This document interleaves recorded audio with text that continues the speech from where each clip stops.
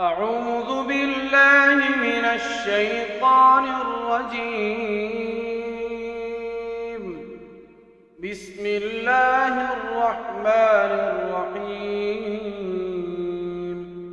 تبارك الذي بيده الملك وهو على كل شيء قدير، الذي خلق الموت والحياة ليبلوكم أيكم أحسن عملا وهو العزيز الغفور، الذي خلق 7 سماوات طباقا ما ترى في خلق الرحمن من تفاوت فارجع البصر هل ترى من فطور ثم ارجع البصر كرتين ينقلب إليك البصر خاسئا وهو حسير، ولقد زينا السماء الدنيا بمصابيح وجعلناها رجوما للشياطين وأعتدنا لهم عذاب السعير، وللذين كفروا بربهم عذاب جهنم وبئس المصير. إذا ألقوا فيها سمعوا لها شهيقا وهي تفور تكاد تميز من الغيظ، كلما ألقي فيها فوج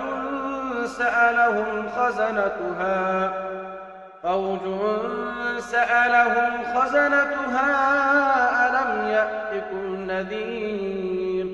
قالوا بلى قد جاءنا نذير فكذبنا وقلنا ما نزل الله من شيء إن أنتم إلا في ضلال كبير، وقالوا لو كنا نسمع أو نعقل ما كنا في أصحاب السعير، فاعترفوا بذنبهم فسحقا لأصحاب السعير.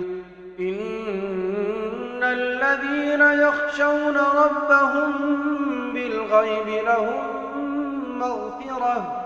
لهم مغفرة وأجر كبير، وأسروا قولكم أو اجهروا به إنه عليم بذات الصدور، ألا يعلم من خلق وهو اللطيف الخبير. هو الذي جعل لكم الأرض ذلولا فامشوا في مناكبها وكلوا من رزقه وإليه النشور. أأمنتم من في السماء أن يخسف بكم الأرض فإذا هي تمور، أم أمنتم من في السماء أن يرسل عليكم حاصبا فستعلمون كيف نذير. ولقد كذب الذين من قبلهم فكيف كان نكير. أولم يروا إلى الطير فوقهم صافات ويقبض ما يمسكهن إلا الرحمن إنه بكل شيء بصير. أمن هذا الذي هو جند لكم ينصركم من دون الرحمن إن الكافرون إلا في غرور. أمن هذا الذي يرزقكم إن أمسك رزقه بل لجوا في عتو ونفور.